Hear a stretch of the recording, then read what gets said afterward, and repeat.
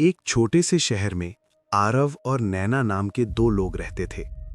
दोनों एक दूसरे से बहुत प्यार करते थे। उनका रिश्ता इतना सच्चा था कि पूरे मोहल्ले में उनकी मिसाल दी जाती थी। दोनों की शादी होने वाली थी। बस 2 दिन बाद उनकी शादी थी। उस शाम दोनों बहुत खुश थे। उन्होंने सोचा कि चलो आखिरी बार ऐसे ही साथ में घूम आते हैं। शादी के बाद तो जिम्मेदारियां शुरू हो जाएंगी। शाम का समय था। हल्की हवा चल रही थी। सड़क पर ज्यादा लोग नहीं थे।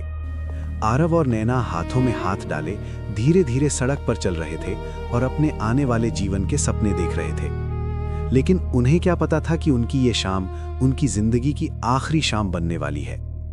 थोड़ी दूर आगे बढ़ते ही उन्हें 2 बाइक पर 4 लड़के दिखाई दिए। उन चारों ने शराब पी रखी थी। उनकी आंखें लाल थीं और उनकी हंसी बहुत डरावनी लग रही थी।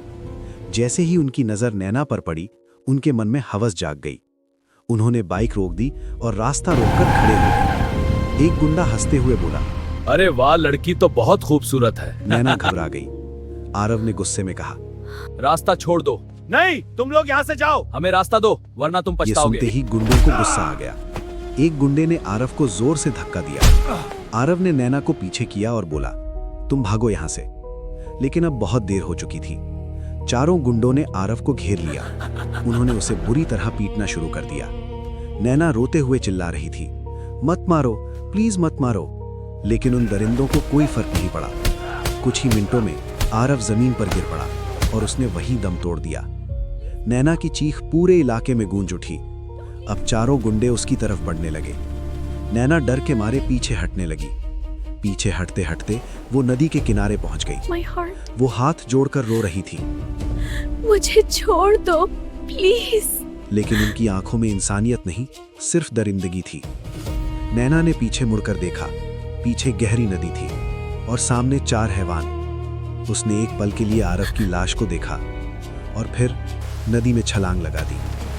तेज बहाव में कुछ ही मिनटों में नैना भी इस दुनिया से चली गई। उस रात नदी के ऊपर बहुत देर तक एक अजीब सी सन्नाटे भरी हवा चलती रही। 4 महीने बाद 4 महीने बीत गए। उस घटना को लोग लगभग भूल चुके थे, लेकिन एक चीज नहीं बदली थी। नदी के पास से रात में अजीब आवाजें आती थीं। लोग कहते थे कभी किसी लड़की के रोने की आवाज आती है तो कभी किसी की फुसफुसाहट। लेकिन असली डर तो अभी शुरू होने वाला था। पहली रात उन गुंडों में से एक का नाम विक्की था। उस रात वो अपने कमरे में सो रहा था। अचानक उसे बिल्ली के रोने जैसी आवाज सुनाई दी। मियाऊ मियाऊ। वो अचानक उठ गया। उसने कमरे में इधर उधर देखा, कोई नहीं था। वो खिड़की के पास गया, बाहर भी कोई नहीं था। आवाज अचानक बंद हो गई। वो हंसते हुए बोला, शायद कोई बिल्ली होगी, और फिर से सो गया।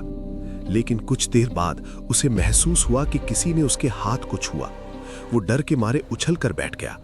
उसने तुरंत कंबल हटाया, लेकिन वहां कोई नहीं था।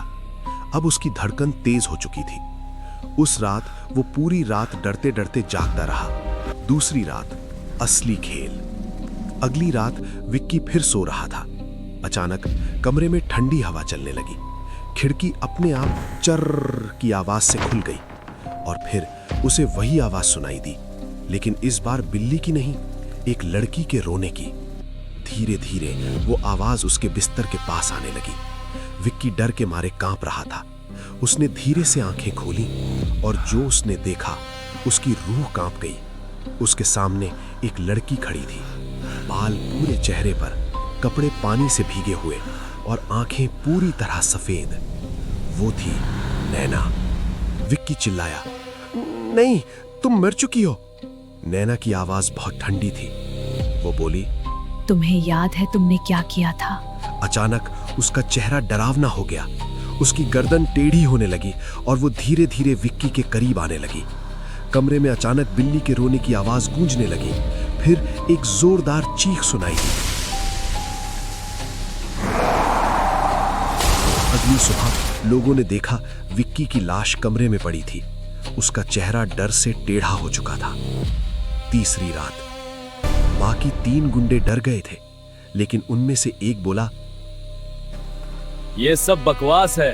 डर लग रहा है भाई। लेकिन उसी रात तीनों को नदी के किनारे किसी लड़की की हंसी सुनाई दी और उसके बाद एक एक करके चारों गुंडे रहस्यमय तरीके से मर गए। लोग कहते हैं उनकी मौत से पहले सबने एक ही चीज देखी थी, पानी से भीगी एक लड़की जिसकी आंखों में बदले की आग थी।